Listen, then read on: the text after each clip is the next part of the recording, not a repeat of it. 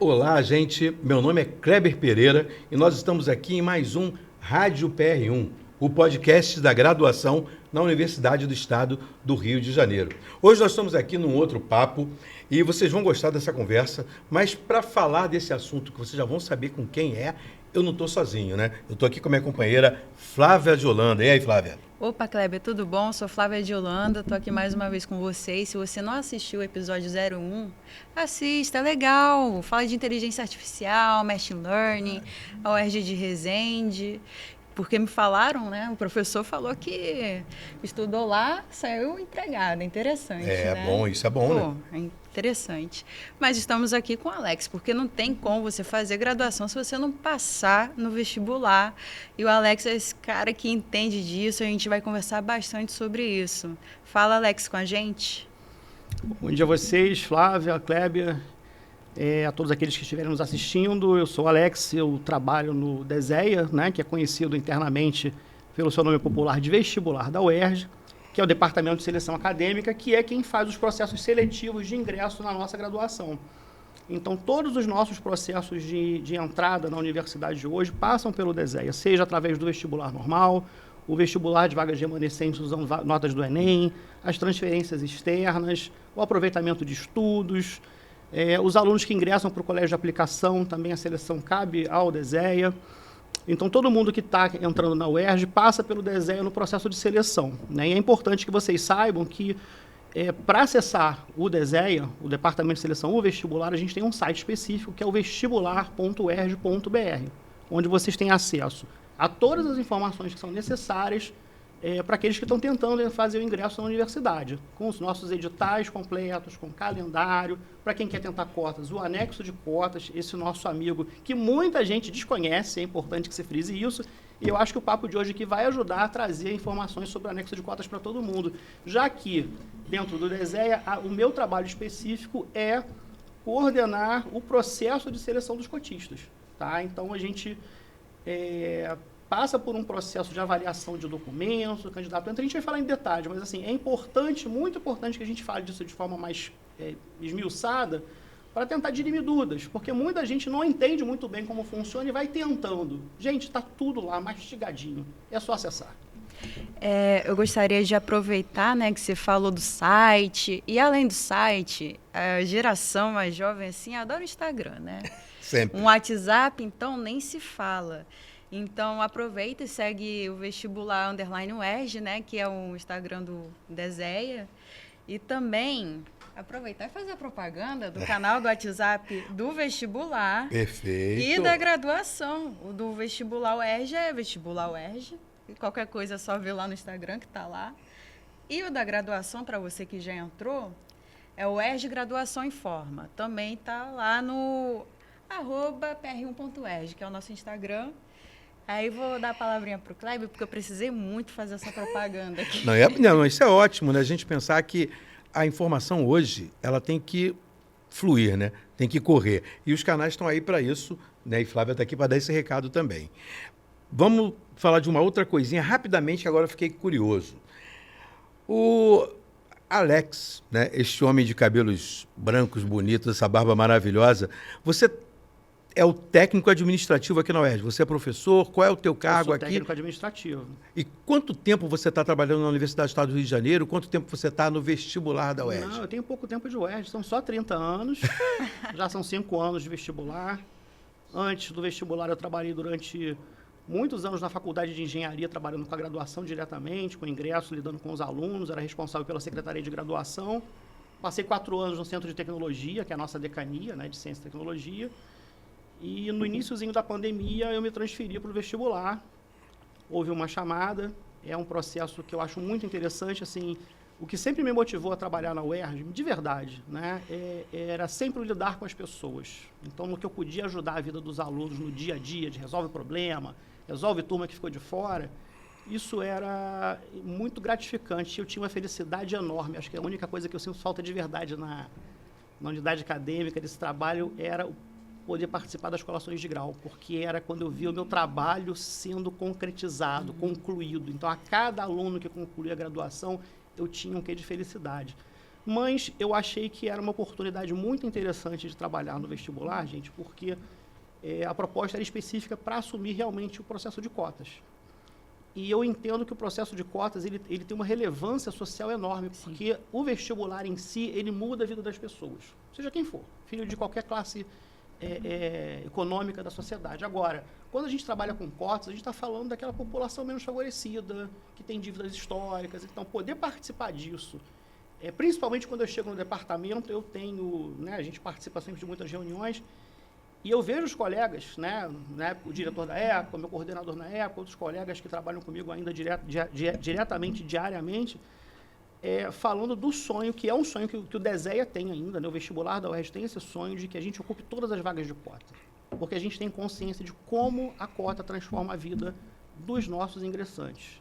Então, se você vem de uma família mais humilde, eventualmente que você não consegue se enxergar muito dentro da universidade, e eu acho que esse é um papel fundamental que a gente tem, levar a informação para a sociedade, para que aquele aluno da rede pública, o aluno que eventualmente tem alguma dificuldade porque tem alguma deficiência e acha que não pode, ou o candidato de uma família negra que tem uma cota específica para esse tipo de situação, essas pessoas podem ingressar e elas podem sair daqui formadas como engenheiros, professores de letras, médicos, enfim. E a gente tem um resultado maravilhoso nesse processo depois que ele acontece, quando a gente vai ver quem sai, quem é formado, quem fica mais tempo na universidade, quem tem menos abandono, né, a nossa evasão dos cursos. Então, eu achei que era um desafio bom, tá? E que, de fato, eu me sinto muito feliz com ele, porque a gente está conseguindo ter um aproveitamento muito bom. A gente, por exemplo, na chegada da pandemia, acabou desenvolvendo sistemas para envio de documentação online. Isso fez com que, concretamente, a gente triplicasse o total de candidatos às cotas. Eu acho muito significativo, muito representativo a gente poder sair de uma média de 3 mil candidatos para 9 que enviam documentos que a gente vai analisar e que isso traz mais cotistas para a universidade. É um processo de transformação da sociedade, é assim que eu vejo, é assim que eu entendo, e esse é o nosso trabalho diário para tentar melhorar. A Universidade do Estado, segundo o que você está falando, né, e isso me chama muita atenção, ela tem uma característica que é a possibilidade de ascensão funcional, de reposicionamento de pessoas.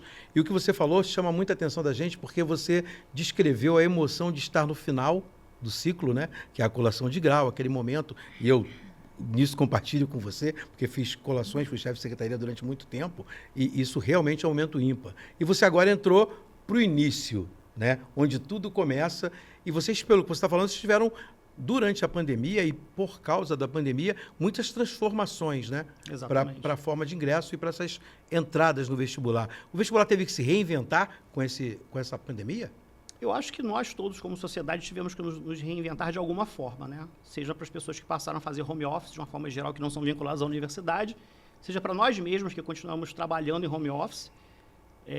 Eu sou capaz de dizer para você que no meu primeiro ano de pandemia, eu ainda na faculdade antiga, eu trabalhei como eu acho que eu nunca trabalhei na minha vida na UERJ, porque a demanda era muito grande. Porque aí você imaginar a gente conseguir fazer um trabalho de aula, de registro, de resolução de problemas, todo afastado do teu dia a dia, sem poder estar lidando com as pessoas, tendo que criar soluções para isso. Então, sim, eu acho que todos nós nos transformamos, não só o vestibular, mas a universidade como um todo, dando a possibilidade de registros, enfim, de aulas online, que foi uma coisa temporária. Óbvio, os nossos cursos, a sua maioria, são presenciais, mas nesse processo a gente conseguiu essa transformação no vestibular. Né? Especificamente para o candidato de cota, ele poder enviar a documentação através de um sistema, isso fez muita diferença. Conversei com vários, né, e vários agradeceram pelo processo, porque antes o candidato lia um edital, lia um anexo de cotas e ele tinha que entender exatamente o que ele tinha que enviar. O processo online ele facilitou no seguinte sentido: o candidato se inscreve, e aí vale uma dica para vocês, eu acho que é a primeira coisa que a gente tem que falar, né? O candidato que quer fazer o vestibular da UERJ, ele tem que ter um primeiro passo que ele entra na nossa página, no vestibular.uerj.br, procura lá a área do candidato, ele faz um cadastro nessa área, onde ele vai informar, né, os seus dados pessoais, nome, CPF, nome de pai, nome de mãe, enfim, quando couber. endereço, telefone, né? Primeira dica, gente, vocês têm que manter esses dados atualizados, porque às vezes o pessoal coloca o telefone da ex-namorada e a gente não consegue fazer contato porque a namorada não passa o recado, não, acabei com ele, não falo mais com ele. Isso é concreto, gente, olha lá. E aí você faz o cadastro, né? Após o cadastro feito, você vai na área do candidato e seleciona aquele processo seletivo que você quer participar, né? O vestibular do ano, que vou falar depois com mais cuidado, mas enfim, esse vestibular é dividido em exame de qualificação e exame discursivo, ou no vagas remanescentes, ou no aproveitamento de estudos, assim, a lógica é sempre a mesma. Seleciona o seu processo seletivo, se inscreve e, ao final da inscrição, se o candidato for cotista, ele tem um link para envio dessa documentação, né? E nesse link, o que vai acontecer? É apresentado para ele uma nova página com uma série de links individuais, onde ele tem que mandar documentos, né? E esses links novos são gerados em função das respostas que ele deu no processo de inscrição no concurso que ele quer participar. Então, sem exemplo concreto, o candidato quer participar do vestibular, ele vai informar: eu trabalho, eu não trabalho, meu pai trabalha, meu pai não trabalha, minha mãe trabalha, não trabalha, é aposentada, recebe um benefício social, tenho carteira assinada, não tenho carteira assinada, declaro imposto de renda, não declaro. Então, cada resposta dessa gera um link para o envio desse documento específico. E essa facilidade ajudou muito no processo. A gente conseguiu aumentar o número de candidatos deferidos no nosso processo de avaliação de cotas em função desse sistema que facilitou a vida. É isso, gente. O Kleber, ele falou que fez colação de grau, né? Verdade. Fez, inclusive, a minha. É verdade. E hoje somos aqui, né? Colegas de trabalho. Exato. Você vê as voltas que o mundo dá e a UERJ como ela é, né? Nesse tema ainda de relevância social, por mais que a gente saiba, né, as respostas, a gente tem que levar informação. Então, a minha pergunta é: há políticas para isenção de taxa, Alex? E como funciona esse processo, caso exista essa isenção? Então, Flávia, temos sim um processo de isenção de pagamento da taxa de inscrição, né? É um processo que visa facilitar a entrada dos candidatos que naquele momento não tem como pagar essa taxa. Qual é a dica que eu dou para quem quer participar do vestibular? Gente, é quando inicia o ano, né? O candidato começar a entrar nessa página do vestibular, olhar, porque a gente sempre coloca lá a divulgação dos nossos processos que estão acontecendo. No início do ano, mais ou menos em março, a gente tem a liberação do pedido de isenção de taxa o pedido de liberação para não pagamento da taxa de inscrição. Então, isenção da taxa de inscrição, que é o primeiro passo do vestibular.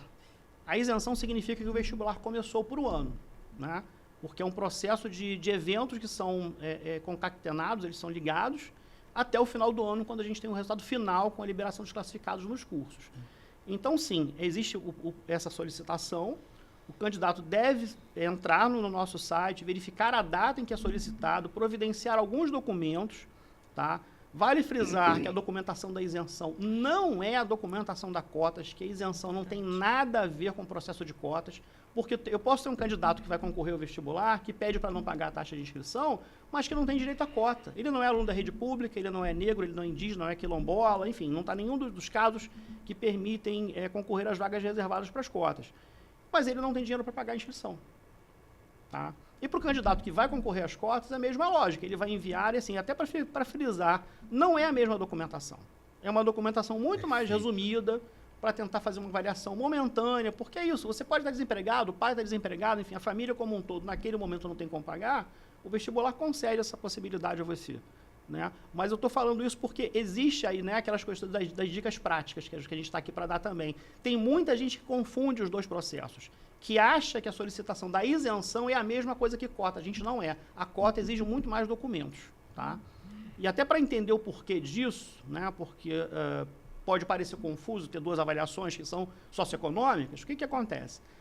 Quando a gente consegue de isenção, significa o seguinte: a UERJ, né, que é um agente público, e que tem esse direito em termos de legalidade, é um ato administrativo possível, né, até para as pessoas entenderem, a gente no serviço público pode fazer aquilo que está determinado em lei, está escrito.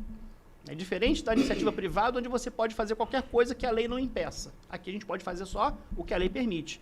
Então, o agente público ele pode tomar algumas atitudes, e nesse caso em bem do prol da sociedade, do bem público, a gente permitir que um candidato não pague a inscrição, fazendo uma avaliação, né? Mas é diferente da cota, porque a cota ela tem um custo para a universidade, é diferente. É diferente de a UERJ não receber uma inscrição de um candidato, ou de alguns, né? De você ter uma reserva de dinheiro público que já está ali, né, garantida para a gente pagar bolsas e auxílios e outras vantagens para os nossos candidatos cotistas. É um gasto público, é diferente de você não ter uma receita, tá? E que, via de regra, isso é algo para ser entendido também, né? O próprio processo do vestibular ele acaba se cobrindo. É mais ou menos como a gente faz com a conta de luz, né? Todo mundo paga a conta de luz, algumas pessoas têm isenção, né? Ou tarifa social, enfim, mas no bolo o processo se paga. E a mesma lógica com a isenção. Quem paga a taxa está fazendo com que a gente possa realizar o processo, né? Porque, para deixar claro também para as pessoas, né? Diferente do governo federal, que tem o Ministério da Educação por trás pagando o Enem, a UERJ vai fazer o pagamento do seu vestibular com a verba que é arrecadada, né? Então, a gente tem que cobrar, né? Então, por isso, há uma taxa. O ideal seria um mundo perfeito que a gente não precisasse, mas temos que pagar o processo. Enfim, então, deixando muito claro, né? A isenção não é solicitação de cota. A documentação é bem menor, é mais simples, a cota implica num gasto público, por isso uma exigência e um cuidado com essa avaliação que é muito mais rigorosa. Não é impossível, vamos falar disso, eu espero, com tranquilidade. Mas, enfim, é para deixar claro, as pessoas têm que entender que não são a mesma coisa. Alex, mas por que você está repetindo isso? Porque acontece, gente, infelizmente, muita gente que solicita a isenção, consegue a isenção, faz o seu processo de inscrição e não manda a documentação de cota. Porque, como eu falei, é diferente. Quando sai o resultado do processo, mas como assim eu mandei a documentação e vocês não me deram a cota? Porque você não mandou, você pediu isenção, mas não mandou a documentação para concorrer às vagas reservadas. Porque é interessante isso que o Alex está falando, né? E essa confusão faz sentido que algumas pessoas pensam que já está dado, né? Mas se eu sou pobre, mostrei que moro na favela, ou mostrei que moro numa comunidade, ou mostrei que meu pai está desempregado, ou que eu sempre estudei em escola pública, se eu argumentei isso em algum momento para a isenção, né, demonstrei isso, então já está claro, é óbvio que eu sou em cotas. Mas, na verdade, não é isso, né? A reserva de vagas é um outro processo, um outro projeto. É um outro processo. Vamos fazer um panorama aqui, né? Aproveitar isso que você trouxe, Alex. Esse negócio da questão financeira é muito importante e mostra uma outra coisa que você trouxe aqui, que existe uma diferença entre as universidades federais e a Universidade do Estado do Rio de Janeiro, né? A Universidade do Estado do Rio de Janeiro tem o seu vestibular separado, feito e custeado muitas vezes, em muito dele, pelas arrecadações do próprio vestibular. Exatamente. Né?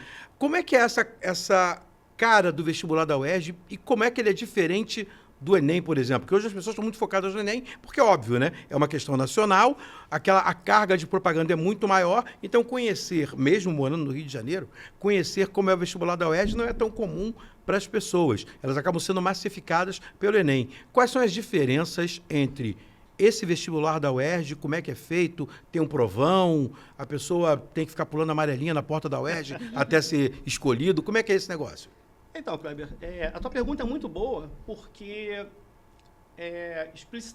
especificamente com relação à questão das cotas, tá? Vou falar mais sobre o processo como um todo, existe muita confusão, e eu acho que é um espaço maravilhoso a gente poder estar falando disso aqui. A cota federal, tá? Ela não tem avaliação socioeconômica. Tá? A cota da UERJ tem. Então, por que a gente faz uma avaliação socioeconômica? Porque o Alex resolveu que tem que ter? Não.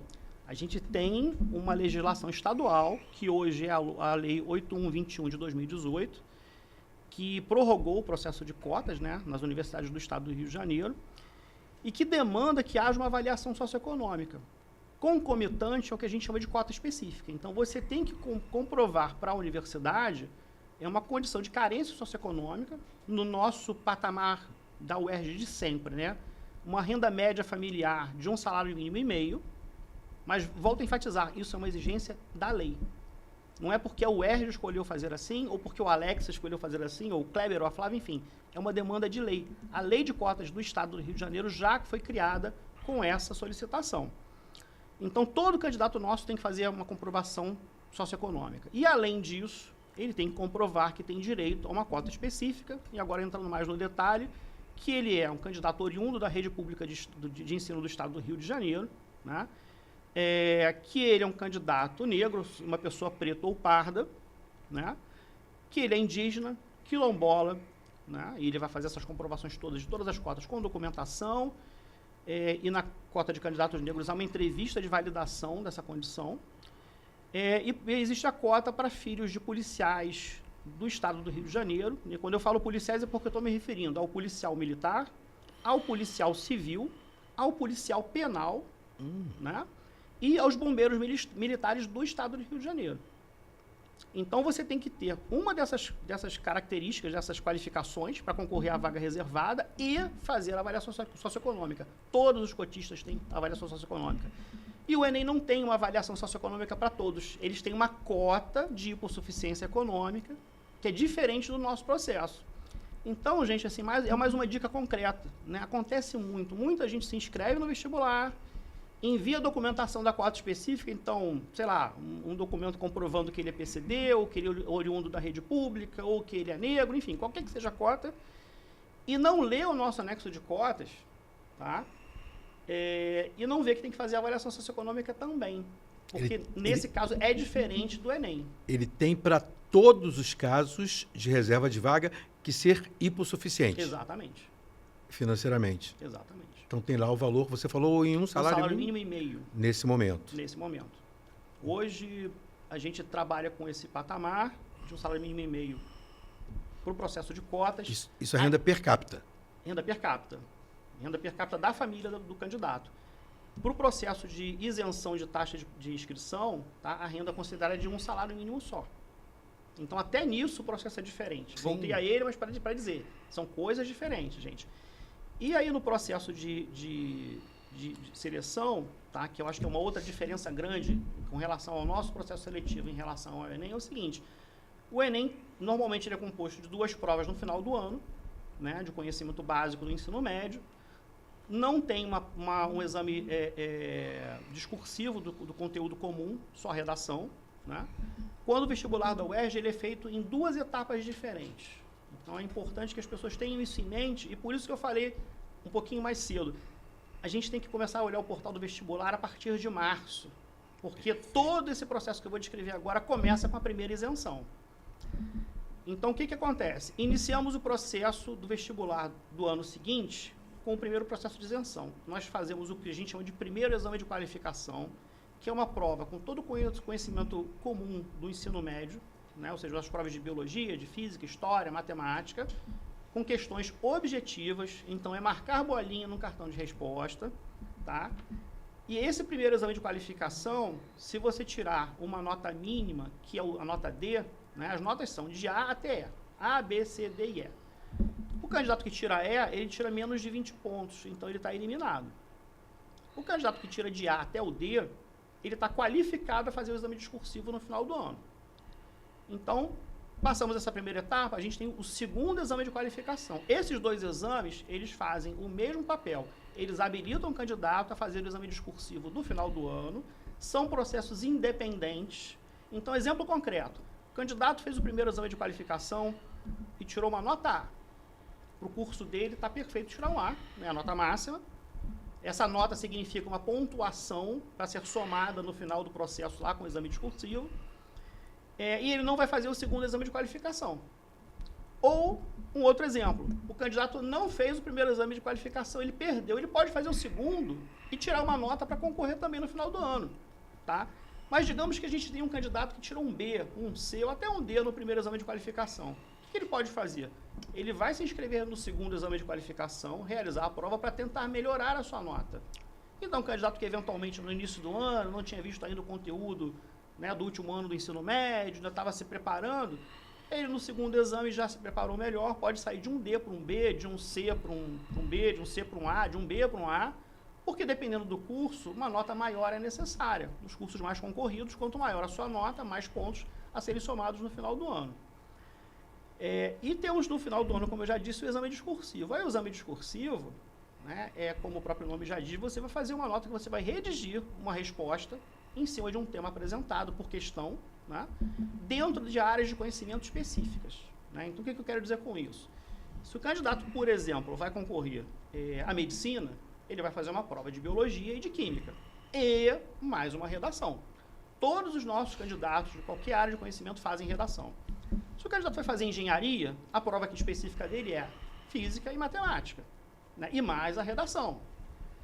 E aí, dependendo do curso, gente, você tem várias possibilidades concretas. Tem alguns candidatos, por exemplo, os candidatos do curso de Direito, eles fazem uma prova de língua portuguesa, tá? Eles fazem uma prova de história e mais a redação.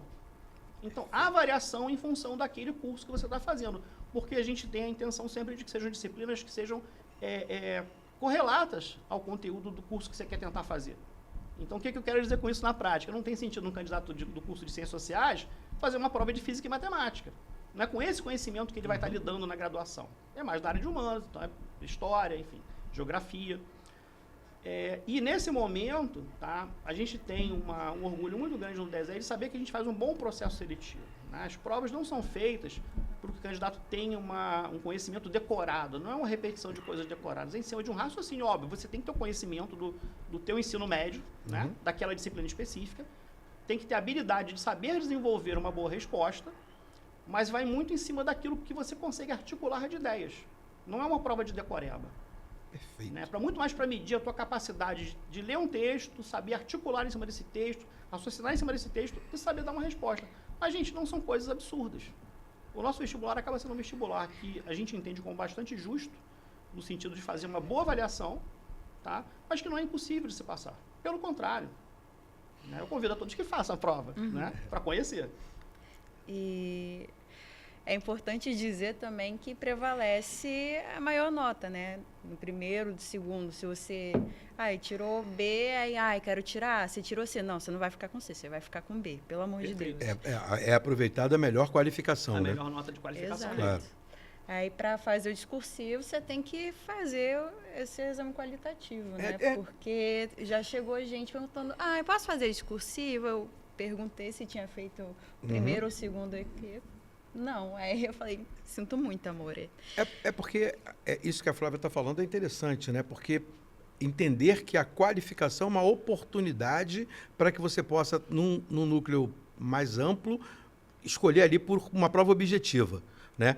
E aí a prova discursiva do final do ano é que, de fato, você tem que saber para que curso você vai, ter em mente para que curso você vai, de fato. Eu ia complementar essa informação, Kleber. A gente faz um exame de qualificação, o primeiro e o segundo, sem escolha de curso. Sem escolha. O candidato simplesmente vai fazer uma medição do seu domínio dos conteúdos comuns do ensino médio.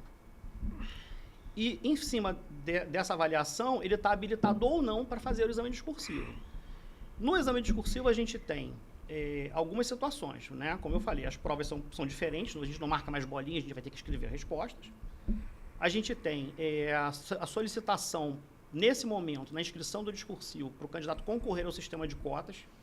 Né? Então, muita gente começa no início do ano, como é que eu faço para mandar a documentação de cotas? Não manda, você vai mandar no exame discursivo. Claro. E é quando eu escolho o curso. Então, eu tenho ali mais ou menos uma nota que me permite, por exemplo, porque acontece, né? O candidato, por exemplo, quer fazer alguma coisa da área biomédica. Então, ele pensa em medicina, ele pensa em enfermagem, ele pensa em odontologia, enfim. E, em cima da nota que ele tem, ele sabe se vai poder concorrer para o curso mais concorrido ou não. Enfim, é uma questão pessoal, mas só para deixar claro isso. Mas essa tabulação ele tem como? Vocês têm uma relação candidato-vagas publicada? Temos relação candidato-vagas no nosso site, de todos os anos anteriores, que dá para o candidato fazer, através dessa verificação, um pesar do que ele pode estar concorrendo ou não. Entendi. Porque eventualmente pode acontecer. Você tem um candidato que não quer perder tempo, eu acho isso muito engraçado com o pessoal que tem ainda 17, 18 anos, de fazer uma preparação melhor para o curso que você realmente quer. Então ele pode pensar, não, eu não vou conseguir passar para medicina porque é concorrido demais, mas eu vou tentar um outro curso. Ok, é direito dele pensar assim. Eu acho sempre que vale a pena você correr atrás daquilo que você de fato quer fazer. Tá? A gente tem, nessa faixa da vida da gente, 18, 19, 20 anos, a possibilidade de estar fazendo uma escolha que vai ser determinante para o resto da vida. Claro. Então, fazer uma coisa meio quebra-galho, porque eu acho que é mais fácil de passar, nem sempre é a melhor escolha. Mas, enfim, dá para fazer essa medição, ver a relação candidato-vaga, saber mais ou menos qual é a pontuação que você tem e fazer essa escolha com um pouquinho de consciência, em vez de fazer, vou fazer qualquer coisa, né? Como alguns fazem. Alex, a lista de leituras obrigatórias é um dos pontos altos assim do vestibular, né? Verdade, verdade. Eu vou te fazer 2 perguntas referentes a isso. A primeira é como essa lista é definida. Na verdade, são 3, né? Como essa lista é definida, quais são os critérios para a escolha dessas obras e outra que é muito importante.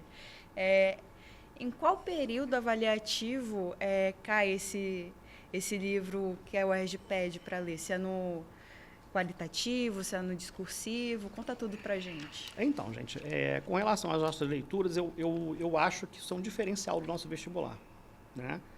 Porque a gente acaba solicitando, demandando do nosso candidato um acesso a uma literatura que talvez ele não fosse buscar se não fosse a nossa exigência no vestibular.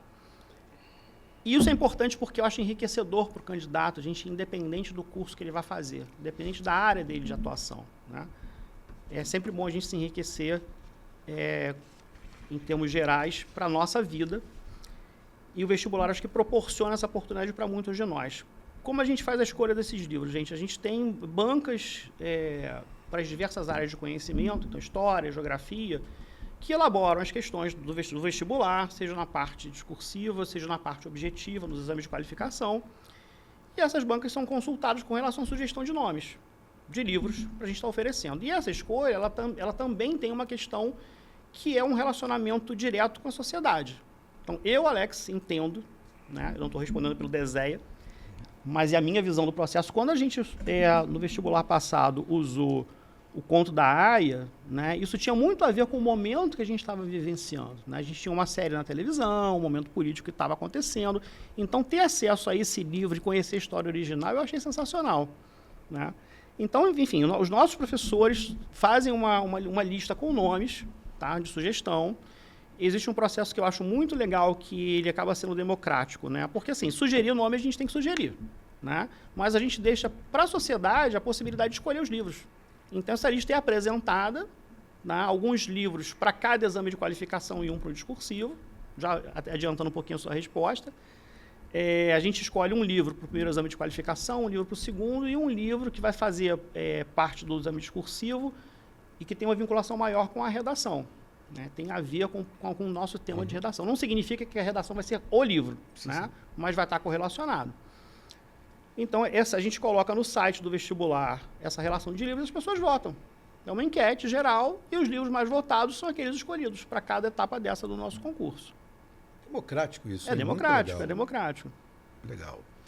Esse material que você está falando que é escolhido, então é escolhido um material que é apontado para primeira qualificação, a primeira possibilidade de se qualificar, um outro material que é para a segunda possibilidade de se qualificar, isso. E no discursivo um outro material. Esse material tem essa relação aí com a redação de alguma maneira. Mas vocês facilitam ainda mais isso, porque para mim isso já está bom para caramba, mas vocês facilitam mais ainda? A gente facilita. A UERJ proporciona material extra? Como é que é feito? A gente facilita, eu vou falar 2 pontos importantes que eu acho que são pouco conhecidos para quem não conhece um pouco desse universo de UERJ, do nosso concurso. O primeiro deles é o seguinte, para cada livro desse, que vai ser usado no nosso processo de ingresso, é apresentada uma palestra, tá? Que quem tiver interesse pode participar tanto presencialmente, né, ou online. Ela é apresentada num dos auditórios da UERJ, com transmissão ao vivo através da internet no YouTube, no nosso canal da UERJ, e posteriormente essa aula fica gravada. Tá? Qual é a vantagem de você vir presencialmente? Porque quem vem presencialmente, quem se inscreve consegue vaga, porque as vagas acabam, né? Afinal de contas o auditório tem uma limitação física de espaço, concorre a ganhar livros que a gente distribui no dia da palestra. Tá? E sempre é trazido algum especialista, muitas vezes até professores que não são da UERJ, mas que são profundos conhecedores do livro, do tema, daquela área da literatura, para falar sobre o livro. Então, veja, não é uma palestra para discutir a prova, mas é uma palestra para contextualizar aquela obra, aquele autor, tá, para os nossos candidatos. É falado numa linguagem para o candidato, não é uma palestra acadêmica, né, mais pesada, mas é para o candidato entender a obra, poder ter uma noção melhor, discutir o tema, enfim. Elas são muito interessantes, essas palestras. né? Eu mesmo infelizmente, normalmente nesse período das palestras, a gente está muito enrolado com o trabalho, eu quase nunca consigo assistir ao vivo, mas já assisti algumas gravadas e elas são muito interessantes, acho que vale muito a pena assistir. E é um processo de facilitação para o candidato. Um outro instrumento que a gente tem no DESEA, que também é pouco conhecido, é a nossa revista do vestibular, a nossa revista eletrônica do vestibular, né? E o que é uma revista? Quando eu eventualmente, quando falo para candidatos, que eu visito escolas para falar sobre vestibular e tudo mais, eu sempre digo, olha, a gente não é aquela revista de fofoca para falar da última namorada do Neymar, da vida do Neymar, não é isso. É uma revista onde a gente apresenta as questões do nosso vestibular resolvidas. Então, eu acho que tem um monte de coisa interessante. Para quem está querendo se preparar, a gente mostra as questões resolvidas, indicando o grau de dificuldade, explicando a resolução da questão para todas as áreas. Então, é procurar no site do vestibular, o vestibular.uerj.br, a revista eletrônica. Você tem lá revistas falando de todos os nossos processos com questões diversas, de todas as áreas, com esse tipo de avaliação, que para quem está se preparando, eu acho sensacional. Você tem como entender como você foi na sua resposta daquela questão, vendo o gabarito, verificando se aquela era uma questão difícil, se ela era uma questão mais fácil, e entender se você precisa estudar mais aquele conteúdo, estudar menos, enfim, já que você está dominando bem ou não, mas enfim.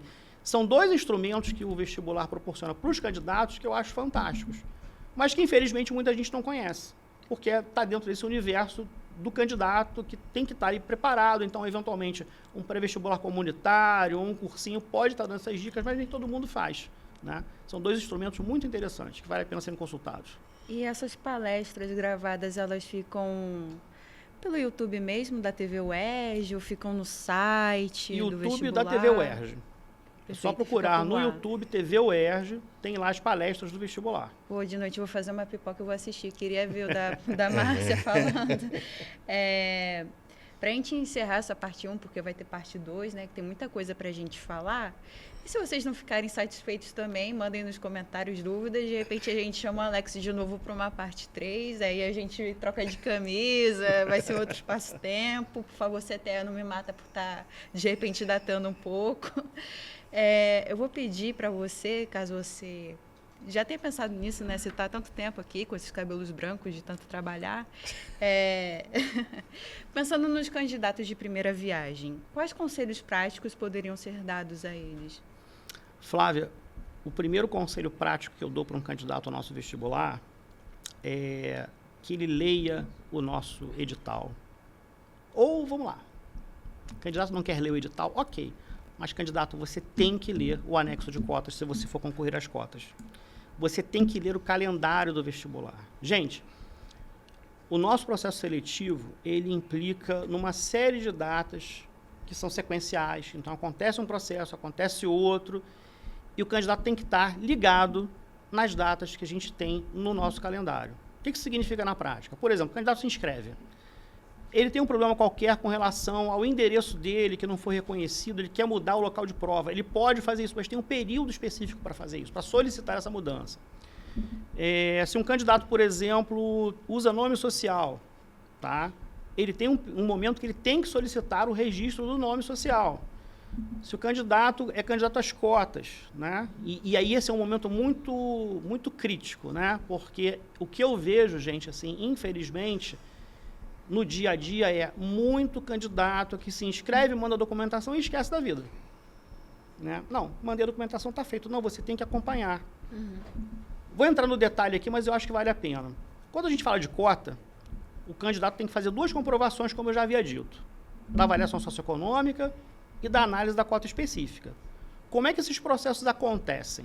O candidato envia a documentação, fica num sistema, a gente faz a avaliação da documentação socioeconômica, o que a gente chama de análise preliminar ou primeira avaliação, e sai um resultado dessa avaliação, em um boletim que fica na área do candidato, no nosso sistema do candidato. Só que há uma data específica para isso sair. Né? E, na sequência, a gente libera esse resultado em um dia. Nos dias subsequentes, em poucos dias subsequentes, a gente tem o que a gente chama de envio de documentação complementar. Então, pode acontecer, o candidato enviou, por exemplo, seu imposto de renda do pai, da mãe, enfim, de alguém do núcleo familiar, e esqueceu de colocar o recibo do imposto de renda. Ele não está eliminado. Isso vai estar escrito, candidato, você tem que enviar o seu recibo do imposto de renda para complementar e a análise poder ser concluída. Só que ele tem um prazo para fazer isso. O que acontece muito? As pessoas não olham essa data. Elas não verificam a data que sai o resultado, elas não usam o período de envio de documentação complementar para fazer esse envio, e aí elas não têm a avaliação da documentação complementar, que é um segundo momento. Então, para vocês terem ideia, a gente tem, em média, 50% dos nossos candidatos sendo aprovados na primeira avaliação e mais 50% na segunda avaliação. Até porque a segunda é mais fácil, porque pode acontecer. São muitos documentos, você pode cometer um equívoco, não mandou, ou não se deu conta de que tinha que enviar, né? Infelizmente, tem gente que acha que não precisa. Gente, se tem um link lá na sua área de candidato para enviar um documento, você tem que enviar. Claro. Você não pode achar que, não, tá aqui, mas eu mando o que eu tenho. Não, você tem que mandar tudo, porque senão não seria solicitado. Então, você tem que fazer esse controle das datas. Eu sempre brinco, né? Eu já dei aula em pré-vestibular há alguns milhões de anos atrás, algumas eras geológicas atrás, e a gente tem que pegar essas datas de calendário, gente, e copiar, botar numa lista, e pregar na geladeira, sabe? Colocar no espelho do banheiro, no teto do nosso quarto, para a gente estar sempre vendo isso. Saiu o primeiro resultado, tá ligado, abre lá o nosso site, verifica a tua situação. Estou aprovado? Perfeito. Não estou aprovado, eu mando a documentação. Aí tem a segunda avaliação do socioeconômico, ele vai ser aprovado, e aí a gente vai entrar na segunda parte desse processo, que é a análise da cota específica. Só tem avaliação de cota específica quem for deferido na avaliação socioeconômica, porque não tem sentido, né? Eu vou avaliar se o Kleber, por exemplo, tem direito à cota de filho de policial, mas ele não está aprovado no socioeconômico, então por que eu vou avaliar? Né? A gente mudou essa lógica a partir do vestibular 25, e aí você vai ter essa avaliação que tem a mesma lógica. Tem uma primeira avaliação, um resultado, ou seja, tem uma data para o resultado da avaliação da cota específica, tem um período de envio de documentação complementar e depois tem a avaliação dessa documentação enviada no período da documentação complementar. E depois o resultado final. É a mesma lógica, o candidato tem que estar ligado, porque imagina o seguinte, né, da mesma forma que eu falei que um candidato pode não mandar o imposto de renda com recibo, quando você pensa em cota específica, tem várias possibilidades. O candidato, exemplos concretos, enviou um histórico do ensino médio, onde ou ele mesmo achou que podia tirar uma foto só com o nome dele e o nome da escola, só que a gente precisa ver o documento por inteiro, para ver se em cada ano do ensino médio ele cursou numa escola da rede pública. Esse documento tem que constar. Estudei o primeiro ano na escola estadual tal, mudei de escola, segundo ano na escola estadual Y, terceiro ano na mesma escola, mas a gente tem que ver essa informação. Né? Porque às vezes os candidatos mandam um e-mail, mas é claro que eu estudei na escola de rede pública, e ninguém está negando que você estudou. A questão é, a gente está falando de um processo que tem um quê de legalidade. Eu preciso ver a informação. Eu, Alex, não, mas o meu avaliador, que faz análise, nesse exemplo nosso, né, da cota de rede pública, tem que ver a informação. Se ele não tem informação, ele é negado. Mas veja, é um documento que a pessoa tirou uma foto que estava equivocada. Se ele tira uma foto, faz um scan do documento correto, da forma correta, e envia, ele vai ser deferido. E aí a minha tristeza é, muita gente não vê a data, vai fazer contato depois, né? E a gente não tem mais o que fazer. Eu acho que precisa ficar claro para todo mundo nesse processo de que o vestibular da UERJ é um concurso público, gente, que tem um edital, é para ingresso numa universidade pública, que tem custo para a sociedade e que, por isso, tem que ter um cuidado muito grande. Uma outra coisa que eu acho que eu gostaria de falar muito, que seria interessantíssima que as pessoas tivessem consciência, e que me dói muito o coração quando acontece, e infelizmente acontece a cada processo seletivo, é a seguinte: existem vários pré-vestibulares comunitários, e eu acho esse um trabalho maravilhoso, que ajudam os seus alunos a enviarem documentação de cota. Tá? E aí eu não sei muito bem o que acontece, que quando acaba o processo de avaliação da cota, que sai o resultado, eu sempre recebo alguns e-mails de coordenadores ou professores que estão ajudando seus alunos, dizendo, mas eu conheço o candidato tal, eu sei que, por exemplo, ele é da rede pública, ou eu sei que a família é carente, como assim não foi deferido? E quando você vai ver, o que aconteceu? Faltou documento. Claro. Então, assim, eu estou criticando o trabalho do professor? Não. Mas eu estou dando uma grande dica que é a seguinte: professor do pré-vestibular, ou quem quiser ajudar algum candidato, ou você mesmo candidato, né? A gente já está respondendo dúvidas sobre o processo de cotas antes da inscrição. A gente está respondendo dúvidas sobre cotas no momento da inscrição, né? E nesse momento, eu vou ter 3 possibilidades de atendimento ao candidato. A gente tem telefones, tá? Onde assistentes sociais vão estar respondendo as dúvidas mais corriqueiras e que são as mais procuradas sobre a avaliação socioeconômica. Tá? Eu vou ter respostas dadas através de e-mails, né? Para todas as cotas. Não, então, seja a cota PCD, seja a cota filho de policial, seja a cota de negros, enfim. E eu também vou ter, no balcão do DESEA, assistente social para tirar dúvidas sobre o processo de avaliação socioeconômica. Então, o que eu preciso que as pessoas façam, em especial os coordenadores que eventualmente me enviam um e-mail no final do processo? Mandem antes, mandem a dúvida durante. Porque se eu tiver acesso a uma questão qualquer, no momento que a gente ainda pode atuar nesse auxílio, a gente vai ajudar, vai ter uma solução para a situação. E a gente vai ter chance maior de ter um candidato aprovado nesse processo. Agora, depois que o processo encerrou, mandar um e-mail perguntando, mas como assim, o que eu posso fazer? Gente, é isso, é um concurso público que no que está encerrado a gente não pode mais alterar. Né? Eu não tenho como aceitar, por exemplo, ao final do processo, uma documentação de socioeconômico, que foi a primeira avaliação que eu fiz, que foi encerrada lá atrás, nessa temporalidade que eu apresentei, nesse percurso de avaliação, né? Eu não posso nem aceitar da cota específica que terminou mais recentemente. Processo encerrado a gente não tem que fazer. Então, tá muito ligado. Uma coisa que eu acho muito legal, que eu repito em todos os lugares que eu falo, é o seguinte: candidato que tem dúvida, a gente responde pelos e-mails, pelo telefone, ou presencialmente no período de inscrição. Uma coisa importante para o candidato também estar ligado é o seguinte, né? Isso está no nosso site, está divulgado lá bonitinho. A gente tem um horário de atendimento. Normalmente, esse horário é de 10 às 16 horas, tá? Para o telefone. Então, se o candidato liga antes das 10, ninguém vai atender. Se o candidato liga depois das 16, ninguém vai atender. Porque tem um horário de atendimento. Só que as pessoas acham que é 24 horas, né? E é full time ali respondendo. Não é, gente. A gente até responde e-mail fora desse horário, mas o atendimento telefônico, ele tem um horário específico. Então, assim, se liguem nisso, de que a gente pode fazer esse atendimento, tá? Nesses 3 que eu acabei de indicar, no período de inscrição. Só que fora do período de inscrição, a gente está respondendo o e-mail, a gente tem as nossas redes sociais que funcionam muito bem, não só para divulgação, mas também para estar respondendo dúvida.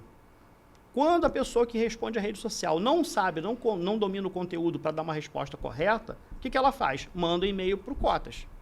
Então, para quem está preocupado com cota, é cotas@desea.erg.br. Então, cotas@desea.erg.br. Nesse e-mail, a gente sempre responde as dúvidas. E nas nossas redes sociais não há mensagem também que não seja respondida. É verdade. Eventualmente, a gente pode até demorar, né? Porque, veja, no momento de inscrição, a demanda de candidatos é enorme. São literalmente milhares de e-mails que a gente recebe. A gente tem uma equipe grande respondendo e-mail no período de inscrição, mas mesmo assim, em alguns momentos, a gente fica com uma fila de espera grande para dar conta de estar respondendo os e-mails, mas todo e-mail é respondido. E nas redes sociais a mesma lógica.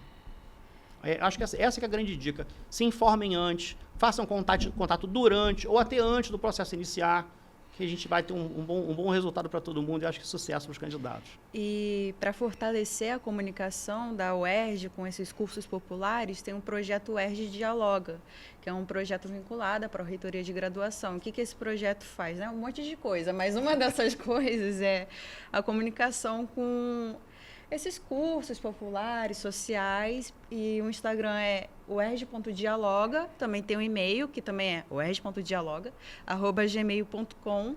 Então, se você for coordenador de algum cursinho que não conhece esse projeto, pode seguir, pode mandar e-mail, porque a intenção é comunicar. Aliás, às vezes eu até perturbo o Alex com isso também, porque vem gente tirar dúvida e ele sempre responde, coitado, trabalha 24 horas por dia, nos 7 dias da semana. Sinto muito, Alex, eu prometo não deixar esse microfone cair mais tanto, tentar aqui, né? E também vamos prometendo encerrar essa parte 1, encaminhar para a parte 2. Foi muito papo, né? E muita coisa tem para ser dita ainda, né? A gente vai tentar adiantar um pouquinho para uma outra parte mais dialogal e a gente encontra vocês até a próxima. Até a próxima. Não se esqueçam de seguir. Eu estou aqui toda hora fazendo propaganda para seguir alguma coisa, mandar algum e-mail. Mas é isso. Acompanha a gente, né, na Pró-Reitoria de Graduação, PR1 UERJ no YouTube, Instagram, que é pr1.uerj, o CTE, que é cte.uerj também, se eu não me engano, que aí chegou essa hora já de final de episódio. A gente já fica meio bilu-teté da cabeça. E você provavelmente já segue o vestibular _UERJ, mas se você não segue, pelo amor de Deus, siga, porque é isso, né? Acho que tá bom por aqui. Alex, muito obrigado pela tua presença. Foi bom ter você aqui. Mas a gente vai conversar ainda mais. Os efeitos especiais que não vão acontecer, só na edição.